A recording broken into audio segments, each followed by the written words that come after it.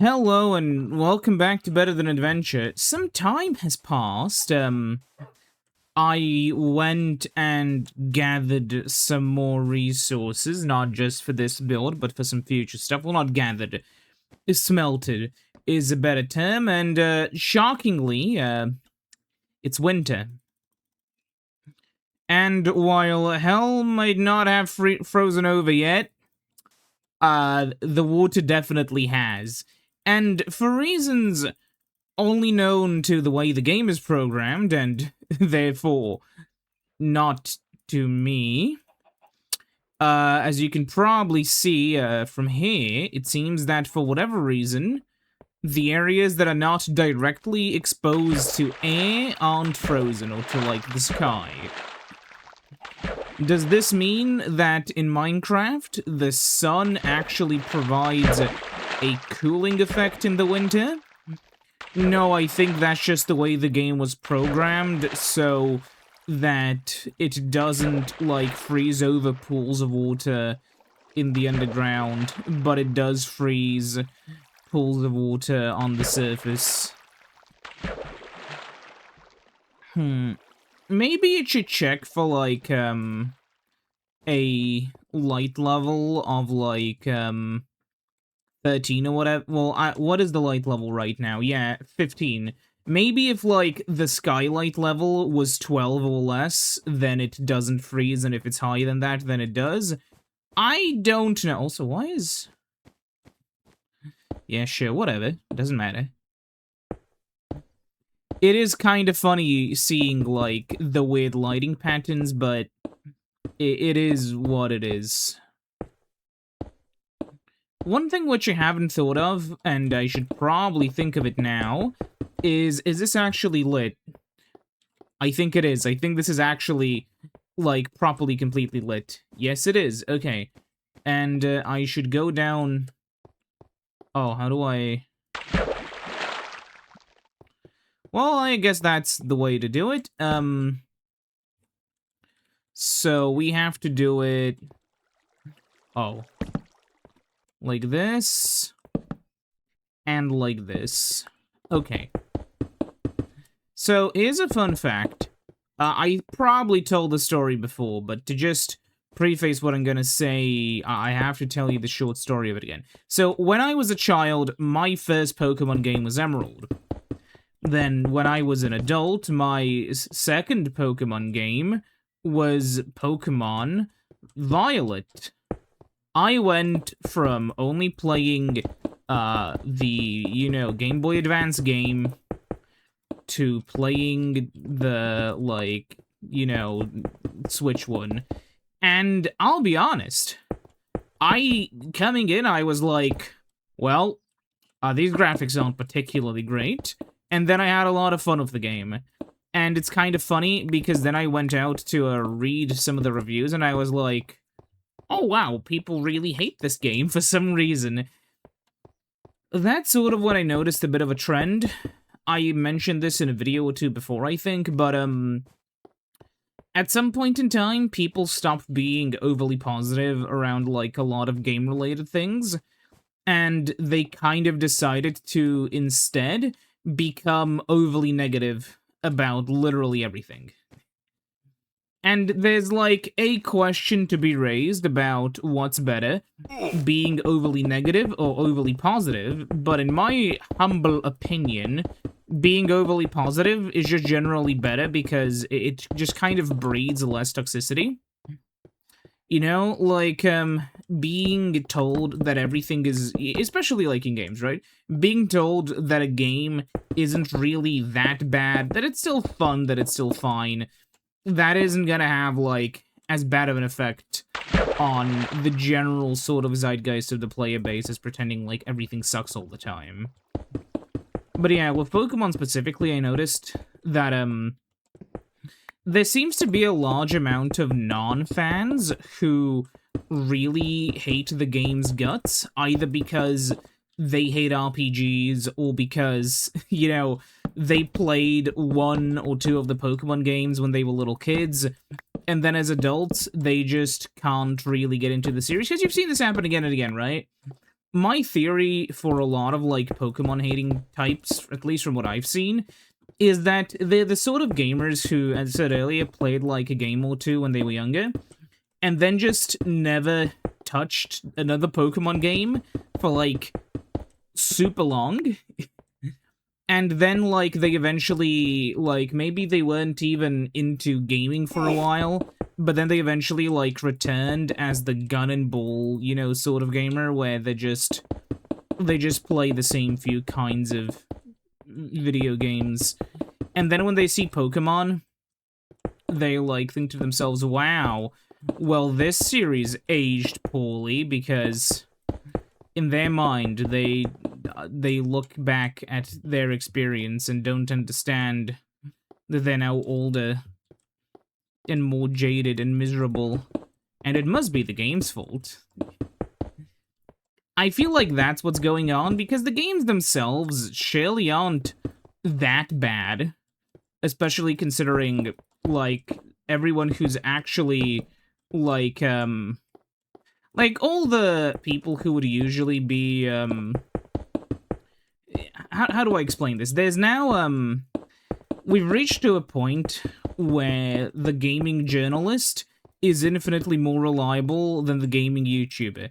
And that's not necessarily a good thing, because you'd want all of them to be reliable, but it's what's happened.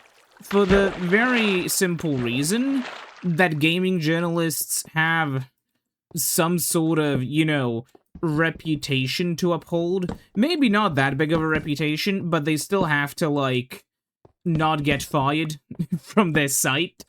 Like, if you make a dog shit review, chances are you won't be sticking around for too long.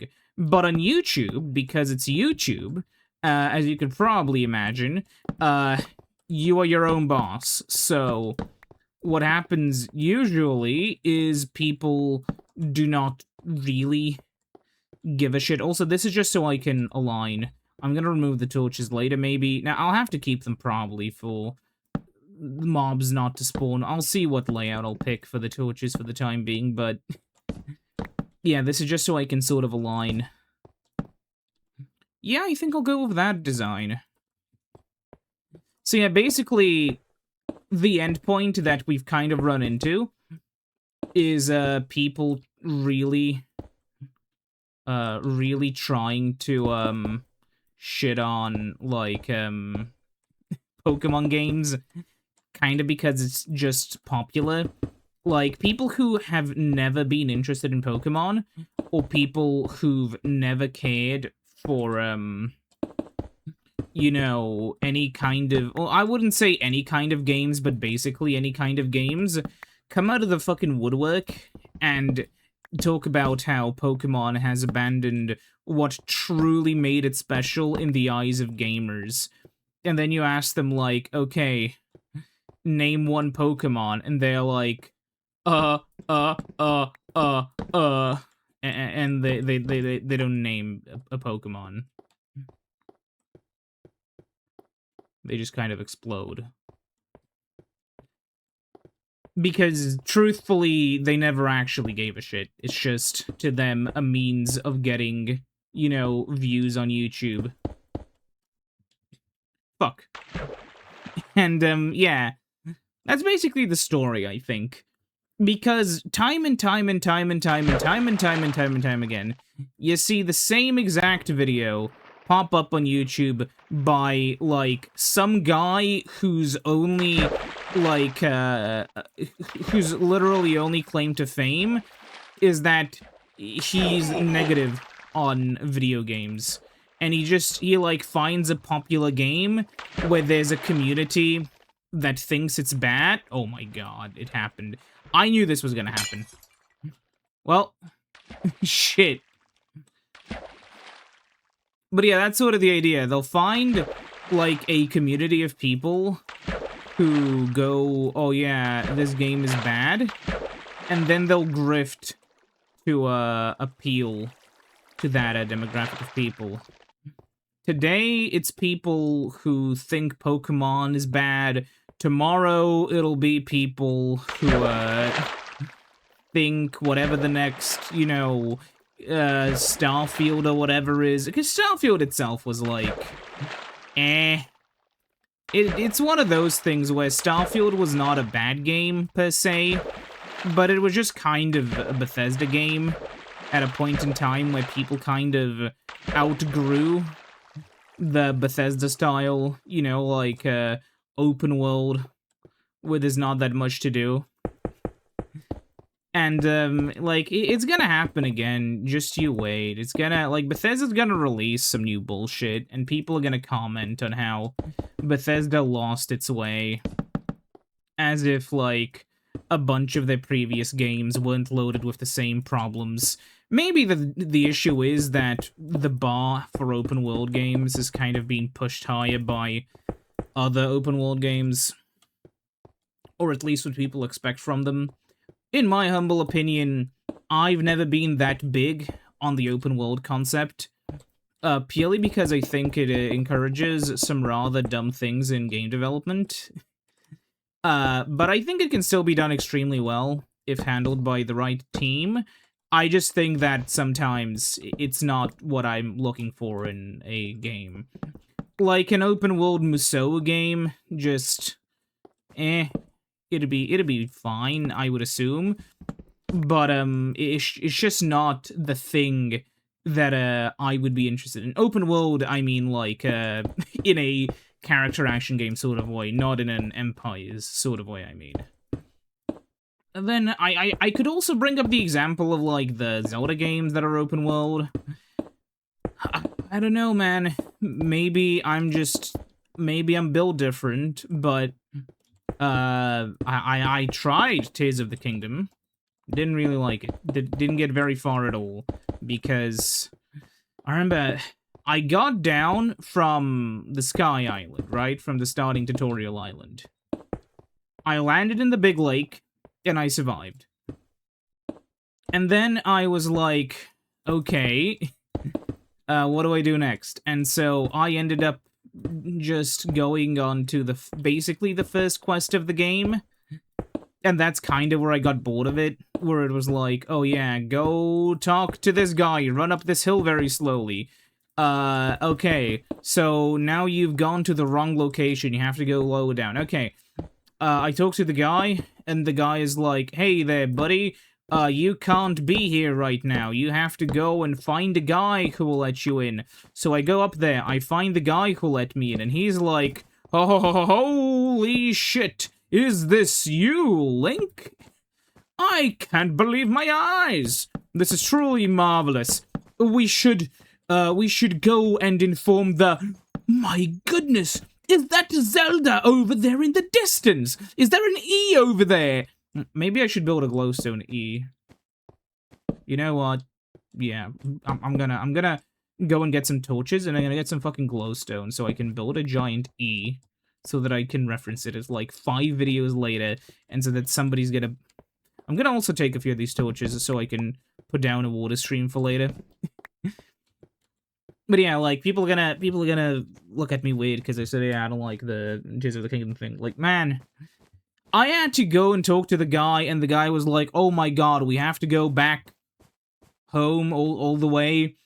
Quickly, let's run back to the town. And that's when I was like, well, I'm gonna find out how good this game is later. And then I didn't touch it again. Because I don't know, it's just one of those things. And to be fair, I did fuck around for a while in terms of me not knowing where to go. Because there was like an objective marker, but it doesn't show you if you should be going above or below them. Like, you know, the objective marker doesn't show altitude like it would in a real open world game, TM. So it was just a little bit confusing. But yeah, overall, like, I think it's one of those things where, it's kind of like how I would give my opinion on why a lot of, like, early FromSoft games had, like, really bad reviews. It's because you have to be in the right sort of mindset and, in the right sort of space to want to play a game like Tears of the Kingdom. And if you're not in that sort of space, you're just going to run into a game that you don't really care that much for, but you still have to, you know, uh, you still have to sort of play it, you know? And thankfully for me, that is why I haven't bothered. Okay, we're gonna go to that island. It's why I haven't really bothered to do anything with it. I wouldn't consider making like an LP of something like Tears of the Kingdom because it's so absolutely colossal. I mean, I know it's like, oh, but think about all the puzzles and such. Eh. I'm not afraid I'm gonna like DSP the game, because I have some sort of confidence in my gaming levels. Not too much, but some. But I still feel like I couldn't make that engaging, like, videos on a game that, like, I would self-admittedly not really be the biggest fan of shit. Well, that's gonna be annoying to fix. Because the consequence of me, like, playing that game will just be, like, you know, I don't want to play something I'll get bored of, you know, that sort of the thing. Because I like finishing the stuff I play, so, especially for the channel. On my own, it's like, okay, whatever. But one of the worst feelings that I can get is if I'm playing a game for the channel, and then I, like, just don't kind of feel like returning to it. Even if I may like, this happens to games that I actively enjoy. So, you can imagine how it would feel for a game that I would just kind of feel like, you know, I'm not really feeling it anymore. And that's kinda, you know, the perspective. Okay, trying to build a fucking E. I brought a bit too much glowstone, but it'll be fine. Somebody's gonna be very confused. I'm probably not even gonna mention I built this. It's just gonna be here. Oh, look! There's an E over there! Oh, I see why this happened. There was a squid. Maybe. Oh, look! There's an E over there. E. For those who don't know what this is a reference of,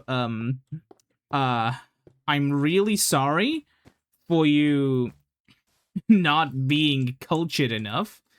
There was this YouTube channel called Game Chap. One of the things they did was they made, like, Minecraft Herobrine videos where, like, they would run the Herobrine mod, and then they would be stalked by Herobrine.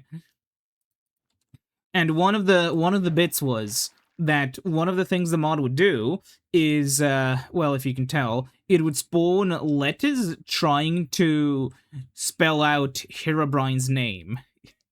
But, as it would just so happen, at the, like, they kind of find it funny that, by the way, this isn't like the Markiplier E meme, this is like way earlier than that, okay? There's no relation. But yeah, basically the joke was, oh look, they started playing and immediately they saw like a giant E in the distance, and they're like, oh, there's a giant E over there, and that's kind of how it began. And you would have like videos that were like, oh yeah, dude, fucking. I think the funniest bit was when they had like a house, and by the way, they always talked like they had like these overly posh, forced British accents, and that was just kind of, you know, Game Chap. That was a part of the persona. And basically, there was this one specific point where, oh no, Herobrine enters, like, appears in the house or whatever. So they first run out of the house screaming like, oh, and then they see the fucking E outside, which I don't know if they had, like, a third guy on the server to, like, you know, add some stuff to make it funnier, but then they were just also screaming like, E, because there was a giant E there, and It's not exactly highbrow humor, but it was really funny. I feel like more people should do, like, unserious Herobrine sightings, but, I feel like it's kind of difficult to pull off, especially today. Because these days you have, like, all those mods that, in modern Minecraft that, like, add the cryptids. Where it's like, oh yeah, from the fog. And then and it's like, oh yeah, it's the fucking La Creatura del something del whatever. And it's like, oh my god, guys, this creature is going to, is so the fucking basement dweller is going to kill me. And it's like, oh yeah, well, why can't you just do a Minecraft? Because the funny thing is, right? What I think so many of those mods miss is the sort of Herobrine mythos, right? Because Herobrine was this ghostly entity or whatever, right? But the point was that you could do things to sort of ward him off. I don't think I've ever seen, like, one of those, like, Toilet Dweller mods where it actually shows, like, where there's actually a way of combating the creature in a way that isn't just, oh no, now there's the evil music, now run, and oh yeah, also the creature breaks any blocks it comes into contact with. Oh, I put this one, okay. So, like, do not try to hide in your house, because he's going to destroy your entire house. And it's one of those... Oh, shit. And it's one of those things that are, like, really dumb. Because it's just, like, there's no point, you know? Oh, yeah, by the way, I just realized, if we fall, it's gonna be, like, bad. Anyways, yeah, like, as I was saying, the issue you kind of run into is not only are they too annoying to deal with to really be something you want to ever play with, but also they're kind of, like, just there. There's no, like, real way you can do anything to stop them, if that makes sense. You just kind of have to deal with them. It's a force of nature. And the solution to this, if you were hypothetically and or theoretically, I plays these now and realized maybe this would be a better pattern. Do I want to tear all of this up to, redo this? I am lucky that, this hasn't drained yet, but I'm not going up there all the way around. I don't want the video to take 50 years, I'm sorry. I'll just put the torches here, like, in what should be the new pattern, because I feel like, 1, 2, 3, 4, okay, 1, 2, 3, okay, yeah. I'll try that to see how it looks. But yeah, as I was saying, the issue you kind of run into is the fact that, since you can't really do anything to stop him except, like, run and or, like, Alt F4, it's not very fun, you know? I guess if you're, like, a YouTuber, well, who would be that? You would, like, you know, scream about how horrifying it is. Oh no! The penis dweller! And then, like, you die to the penis dweller and then you respawn. But that's not fun. That's not very fun at all. And, like, what, you just do that on repeat for, like, how many hours? You know, it's a funny for a video, but I feel like if you're gonna be doing it for, like, you know, it's not very fun to actually play with. So I thought about how you would change this, and I think a really good way of doing it is, just kind of taking what already exists and expanding upon it. Because it's not like players haven't already been inventing ways to scare Herobrine off for years, so why not make it so Herobrine could actually pose a threat to you if you do not do proper precautions to, you know, get rid of him? Like, what if you could make 2 special Herobrine altars or whatever, right? One kind of altar is going to You know, like, let's say, take the classic Herobrine Altar, and take the Herobrine Totems, right?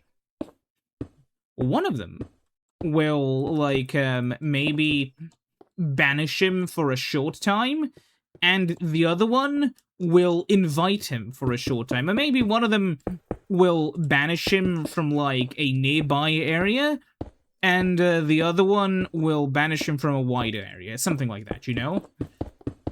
But the idea would just have to be to have, like, some kind of structure you may want to build in order to sort of ward him off. A structure that is maybe relatively expensive.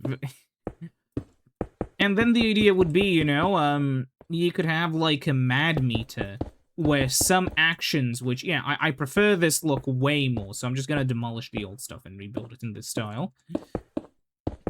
You could have, like, a mad meter, where if you do things that make you, like, you could have specific actions that you do that would make Herobrine angry. Stuff like maybe, I don't know, extinguishing large amounts of lava.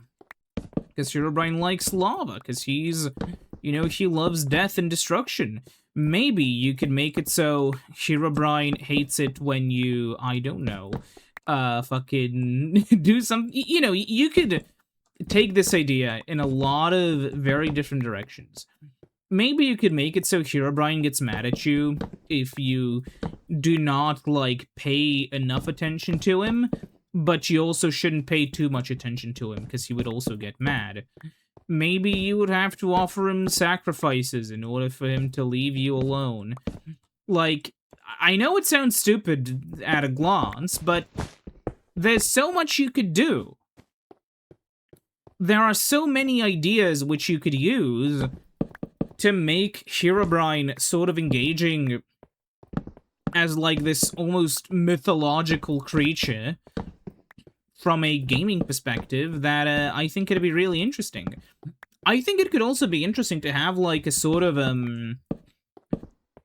theological sort of aspect, where specifically what I mean by that is, like, if you do everything right enough, you will not have to encounter him at all. I feel like that'd be really nice, not only for the kinds of players who do not want to deal with Mr. Herobrine, but also because I feel like it would just be kind of like, you know, how a lot of people experience religion in real life, you know? Where people may, like, do specific, you know, it's kind of like the rain dance thing, where, my apologies if, like, it's just an example, probably not a good one, but it's kind of like how, you know, it's the whole, people may have, like, you know, done a prayer to make sure the sun rises in the sky or whatever, right? And people don't actually know. Maybe some people are like, well, how often do you have to pray? They say do it this often. But is there maybe, you know, can you maybe do it less often? But then they're like, well, I do want the sun to rise, so pray as often as instructed I shall. You know? And that's kind of just how it works.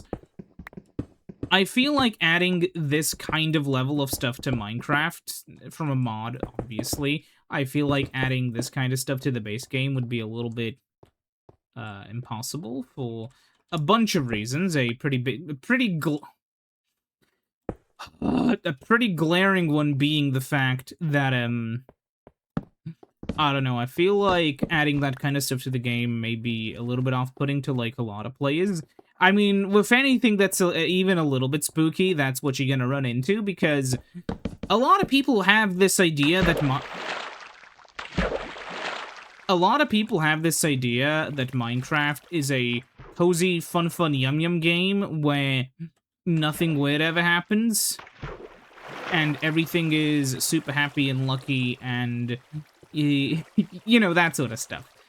And Minecraft, most of the time in the modern versions, is that. I feel like the Herobrine thing would work best if you actually had, you know, like, something like Better Than Adventure. Having some kind of mythos you have to adhere to in order to ensure he doesn't show up. Because adding him in, like, 1.21 would be kinda dumb. But again, I feel like he could work also in, like, let's say 1.3? Just because that's when you had villages. So maybe you could rework the villages so you could imagine, just for the sake of argument, right? That, you could talk to villagers, and maybe some of them would have dialogue lines that would speak of, like, specific, things. Like, you would talk to one of them, like, to the cleric, and he would be like, have you prayed yet? And you'd be like, oh, what do you mean? And obviously this would add RPG elements to the game beyond the scope of what Mojang would ever want Minecraft to be, because Minecraft is a block game, not a game where you investigate rumors about an ancient evil stalking the land that you have to literally pray away. But for the sake of argument, you could imagine how you could have, like, a character who's, in a village where, because why would a village have a church? It's Minecraft, And it's one of those things as well, which is like, why churches of all things? Probably because the guy who made the game was from Sweden, and like that's sort of like the native religion. But obvious things aside, I feel like it'd be kind of interesting to have, like, some greater emphasis put upon, like, the old churches. Because I feel like, having someone basically say that, hey, I'm not telling you to pray for the sake of a religion. I'm telling you to pray because it functions and keeps you safe. Maybe there would be, like, a pretty lean timer before, like, things get bad. But I feel like that also kind of implies that if you, like, never went to a village, and this is, like, the Minecraft problem, where you kind of don't know how much of the game the player has engaged with. I feel like this is why Minecraft's endgame feels kind of weird. It's because the only real way Minecraft can gate progression from the player is by ensuring that, like, oh, you need to be able to, like, mine this, or you need to be able to have this thing which you can only find here. Because it's kind of impossible to be like, hey, we're only going, like, what if the player never visits a village? Will the curse not activate? Like, will Herobrine not care for you until you visit a village? If so, that would kind of just make players want to avoid villages at all costs. Because you don't want to deal with Herobrine. But if nobody, like, if there's no real mechanic for the player to learn about that, then I feel like it'd be really unfair to just have, like, oh, oops, you're being haunted. What do? Well, you better find a village, buddy. They'll teach you there, but only if you find one. And honestly, I think the craziest part is that the solution to this conundrum is hidden within modern Minecraft, like, completely modern Minecraft. And it's the traveling villager. Because if you think about it, right? Or, like, the traveling trader. Because who would be someone in Minecraft lore that already, not like we make a new character or whatever, but just, like, who would be a Minecraft character, or, like, an existing mob, who is intelligent enough to deliver who is intelligent enough to deliver the sort of information to the player, who knows enough about the natural, like, wild world and what happens there, and who could reach the player on their own without it feeling forced. That's right, the trader. And I feel like it would kind of be a thing where obviously a player would want to right-click on a traveling villager, and they would be like, hey, buddy, I have some trades for you. And then he would also be like, whenever you leave the dialogue for the first time, right? He would be like, hey, buddy, I see that you're pretty new around here. Do you know about the one that haunts this land? And regardless of what you say, then he would be like, oh, blah, blah, blah, blah, blah. He would tell you some really basic stuff. And this is kind of where I would add the sort of guidebook, where anything a villager tells you, because the thing is, right, villagers are simple creatures in terms of how they would be programmed, because basically they would just have, like, one of the preset lines in the game. And so the guidebook may have, like, the guidebook could just have, like, all of their lines written down. Oh, I see why the sheep died. Like, the guidebook could just have, like, all the necessary information already written down, because... not already written down, but you would write stuff down in the guidebook as you, like, talked with more villagers and stuff, maybe. And is this the best idea? No. There are obviously faults of this idea, ways within, you know, it wouldn't really work, or it might not really, you know, feel like Minecraft. But I feel like it'd be a really cool idea. I feel like it could genuinely function correctly. So, So join me in the next episode where I continue pondering this ponderous idea that I've pondered. Ponder you next time. Goodbye.